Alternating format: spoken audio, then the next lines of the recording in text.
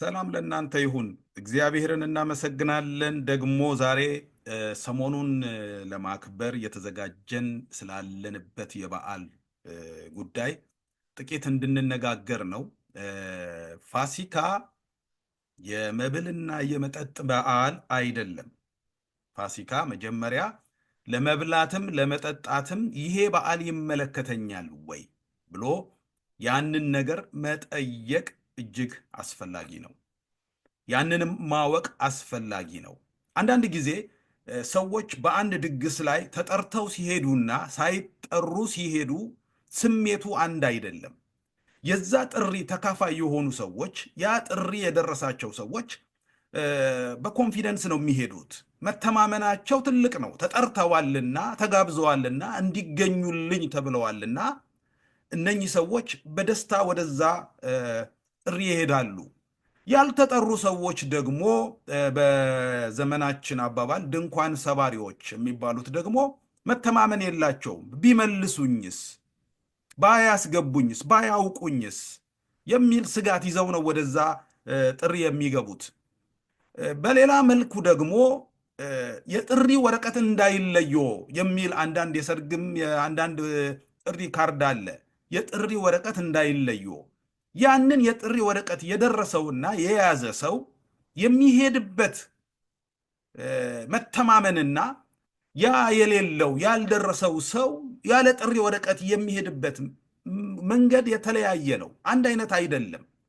ስለዚህ የመተማመን ለኛ በእውነት ይሄንን በዓል የኛ ነው ብለን ለማክበር መተማመናችን ምን ያህል ነው የሚለውን ጥቂት ለመናገር ነው። በጣም አስፈላጊም ስለሆነ ነው። ምክንያቱም ኢየሱስ ክርስቶስ በከንቱ አልመጣም፣ በከንቱ አልሞተም፣ በከንቱ አልተነሳም፣ በከንቱ አላረገም፣ ደግሞም በከንቱ ተመልሶ አይመጣም። በዓላማ ነው፣ ለትልቅ ስራ ነው፣ ለትልቅ አጀንዳ ነው።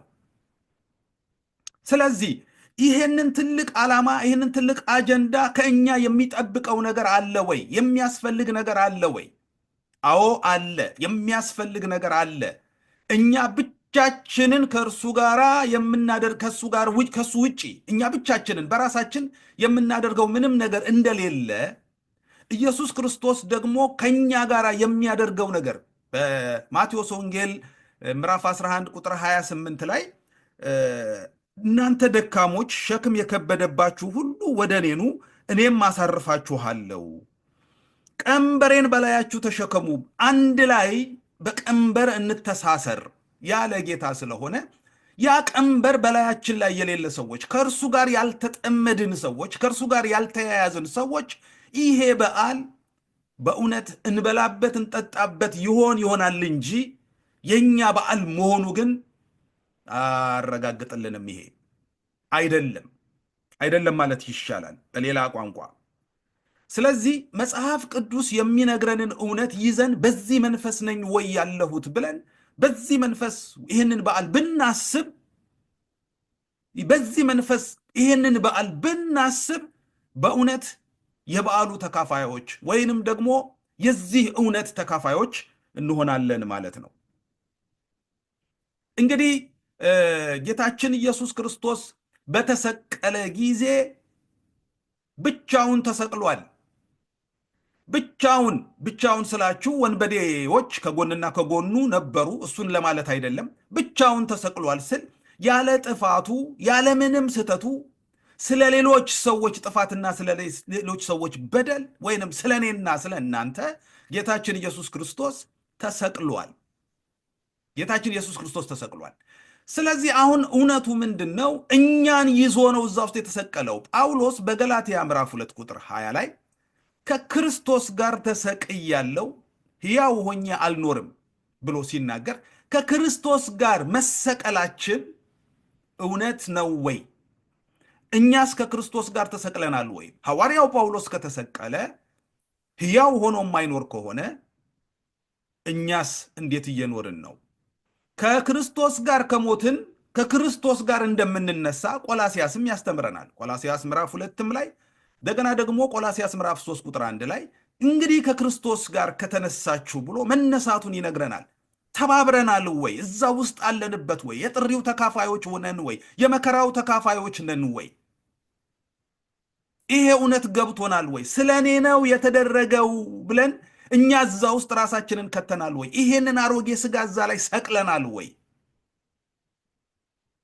በክርስቶስ ትንሣኤ መጽሐፍ ቅዱስ በኤፌሶን ምዕራፍ 2 ላይ ኤፌሶን ምዕራፍ 2 ቁጥር 6 እና 7 በሚመጡ ዘመናትም በክርስቶስ ኢየሱስ ለእኛ ባለው ቸርነት ከሁሉ የሚበልጠውን የጸጋውን ባለጠግነት ያሳይ ዘንድ ከእርሱ ጋር አስነሳን፣ በክርስቶስ ኢየሱስን በሰማያዊ ስፍራ ከእርሱ ጋር አስቀመጠን።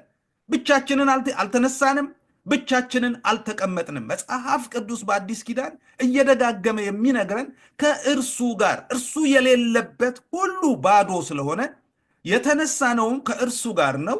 እንደገና ደግሞ በእግዚአብሔር አብ ቀኝ ያስቀመጠንም ከእርሱ ጋር ነው። የዚህ እውነት ተካፋዮች ነን ወይ? ከእርሱ ጋር ሞተናል ወይ? ከእርሱ ጋር ተነስተናል ወይ?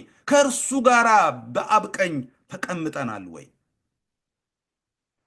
የዚህን መልስ የሚመልስልን ይሄኛው ህይወታችን ነው። አሁን የምንኖረው ህይወታችን በቆላሲያስ ምዕራፍ 3 ላይ የምናነበው ቆላሲያስ ምዕራፍ 3 ቁጥር 1 ላይ እንደሚነግረን እንግዲህ ከክርስቶስ ጋር ከተነሳችሁ ክርስቶስ በእግዚአብሔር ቀኝ ተቀምጦ ባለበት በላይ ያለውን እሹ፣ በላይ ያለውን አስቡ እንጂ በምድር ያለውን አይደለም። ስለዚህ እኔ ከእርሱ ጋር በአብ ቀኝ ከተቀመጥኩኝ እርሱ በተቀመጠበት ቦታ ወስዶ ካስቀመጠኝ ኤፌሶን ላይ እንዳነበብ ነው። አሁን ደግሞ የቆላሲያስ መጽሐፍ ስናነብ ጳውሎስ ለቆላሲያስ ሰዎች እንደዚህ ይላቸዋል። በእርሱ በእግዚአብሔር ቀኝ ተቀምጠን ከሆነ ከእርሱ ጋር ተቀምጠን ከእርሱ ጋር ተነስተን ከሆነ የሚነግረን ሐሳባችን ነው። ሐሳባችን ምን እያሰበ ነው? በእግዚአብሔር ቀኝ የተቀመጥነው እኛ ያሰብነው የምናስበው ሐሳብ ሰማያዊ ነው ወይንስ ምድራዊ ነው? ይሄ መሞታችንንና አለመሞታችንን መነሳታችንንና አለመነሳታችንን የሚያረጋግጥልን በውስጣችን ያለ በውስጣችን የተቀመጠ እውነት ነው። ሐሳባችን ምን አይነት ነው? ዛሬ ሰዎች ቤተ ክርስቲያን ሲሄዱ ምን እያሰቡ ነው? ከምን ተነስተው ነው የሚሄዱት? ምን ይነገራል ብለው ነው የሚሄዱት? ሰማያዊ እውነት ወይንስ ትበላለ ትጠጣለ? ይሄንኑ ያልተሰቀለ ስጋ ለማደለብ ያልተሰቀለ ስጋ ለማወፈር የሚደረግ ንግግር ሰዎችን ይስባቸዋል ወይንስ ሰዎች አይደለም ይሄኛው ተሰቅሏል፣ ዓይኔን ቀና አድርጌ ወደዛኛው ኢየሱስ ክርስቶስ ከሙታን በመነሳቱ የተዘጋጀውን ያንን ተስፋ ጴጥሮስ በአንደኛ ጴጥሮስ ምዕራፍ 1 ቁጥር 3 እስከ 5 ድረስ ኢየሱስ ክርስቶስ ከሙታን በመነሳቱ ለሕያው ተስፋና ለማይጠፋ እድፈትም ለሌለበት ለማያልፍም ርስት እንደ ምሕረቱ ብዛት ሁለተኛ የወለደን የጌታችን የኢየሱስ ክርስቶስ አምላክና አባት ይባረክ። ኢየሱስ ክርስቶስ ከሙታን በመነሳቱ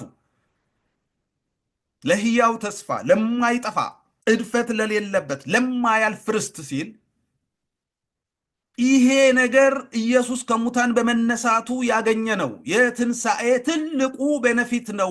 ያገኘነው ትልቅ ተስፋ ነው። ያገኘነው ትልቅ እውነት ነው። ይሄንን እውነት ተረድተነዋል ወይ?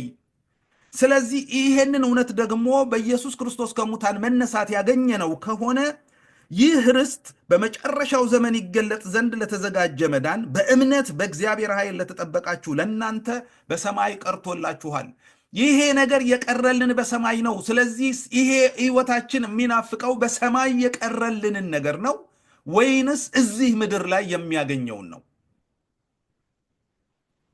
ነገ ትንሣኤ ቢሆን ነገ ፋሲካ ቢሆን በግ ብናርድ በሬ ብናርድ ቅርጫ ብናስገባ የፈለግነውን ነገር የሚጣፍጠውን ሁሉ ብንበላ ብንጠጣ ደስ ቢለን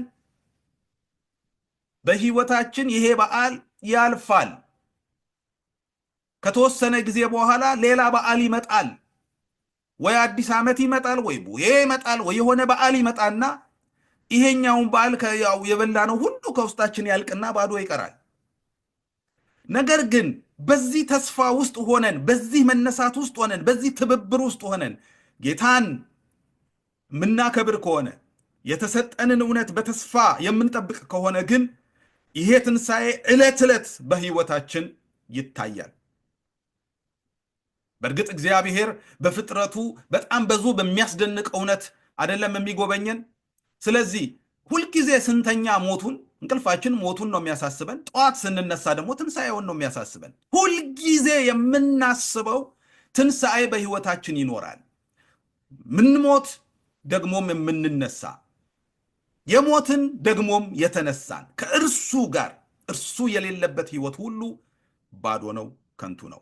ያለ ጥሪ ወረቀት የሆነ ዝም ብሎ በመጨረሻው ቀን የማይታወቅ መግቢያ የሌለው ሕይወት ነው። ስለዚህ ዛሬ በዚህ በዓል ላይ ትልቁ ሐሳብ መብላትና መጠጣት ሳይሆን የዚህ እውነት ተካፋይ ነኝ ወይ ብሎ ራስን መጠየቅ ነው። ይሄ እውነት በእኔ ሕይወት ውስጥ ድርሻው ምንድን ነው? ኢየሱስ ክርስቶስ ተሰቀለ፣ ኢየሱስ ክርስቶስ ሞተ፣ ኢየሱስ ክርስቶስ በሦስተኛው ቀን ከሙታን ተነሳ። አዎ፣ ይሄን ብቻ ነው ወይ የምናገረው? ወይንስ ይሄንን እኖራለሁ? ይሄንንም በሕይወቴ ተገብራለሁ? ይሄ እውነት ገብቶኛል። ይሄ ስለ እኔ የተደረገውን ነገር ሁሉ በሮሜ ምዕራፍ 6 ቁጥር 5 ላይ ሞቱን በሚመስል ሞት ከተባበርን ትንሣኤውን በሚመስል ትንሣኤ ደግሞ እንተባበራለን። ሮሜ 6 ቁጥር 5 ሞቱን በሚመስል ሞት ከእርሱ ጋር ከተባበርን ትንሣኤውን በሚመስል ትንሣኤ ደግሞ ከእርሱ ጋር እንተባበራለን። ስለዚህ ትልቁ ጥያቄ እኛ አሁን በዚህ ዘመን ያለን ሰዎች ተባባሪዎች ነን ወይ? ትብብር ውስጥ ነን ወይ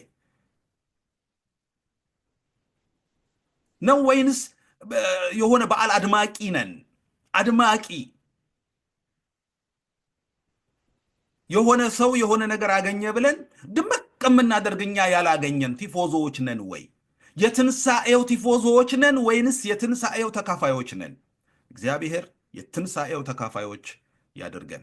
ሞቱን በሚመስል ሞት መሞት አለብን። ትንሣኤውን በሚመስል ትንሣኤ መነሳት አለብን። ከዛስ በኋላ ከእርሱ ጋር ተቀምጠናልና በእግዚአብሔር ቀኝ። በዛ ያለውን ብቻ የምንሻ፣ በዛ ያለውን ብቻ የምንፈልግ፣ ለዚህ ለስጋዊ ነገር የሚመጣ እንኳን ትንቢት እንኳን ቢመጣ ጥየውን የመጣሁት ሰቅየውን የመጣሁት አልፈልግም፣ ሰማያዊውን እውነት ንገረኝ፣ ይሄ አያዋጣኝም፣ ይሄ በቃ ንቄው የመጣሁት ነው፣ ሰማያዊውን ነገር ንገረኝ፣ ተስፋዬን ንገረኝ፣ እግዚአብሔር ያዘጋጀውን እውነት ንገረኝ ብለን በቃ ይሄንን ለመስማት ነው የመጣሁት ብለን ሰዎችን ቻሌንጅ ማድረግ አለብን።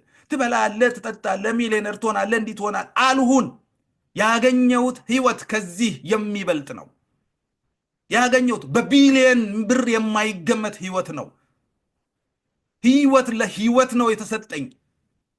ስለዚህ በዚህ ረክቻለሁ፣ በዚህ በጣም ረክቻለሁ። አልፈልግም ሌላ ነገር። ቢመጣ ይምጣ፣ ባይመጣም ከክርስቶስ አይበልጥብኝም። በክርስቶስ ኢየሱስ ካገኘሁት ከዚህ ህይወት አይበልጥብኝም ብለን ጨካኞች መሆን ያስፈልገናል። ይሄን ጊዜ ነው በዓል የሚሆነው። በግ መብላት፣ በሬ መብላት፣ ዶሮ መብላት፣ ከዛስ በኋላ ሞቱን አለመተባበር፣ ይሄ ጎረቤት እንኳን አያረገንም ከእግዚአብሔር ጋር። መተባበር ግን አብረን መጠመድ ግን እርሱ የህይወት ተካፋይ ያደርገናል። አስቀመጠን ከእርሱ ጋር መቀመጥ፣ ከእርሱ ጋር መነሳት፣ ከእርሱ ጋር መሞት፣ ከእርሱ ጋር በሚል መንፈስ ይህን በዓል እንድናስበው አደራ ለማለት ነው። እግዚአብሔር ይባርካችሁ።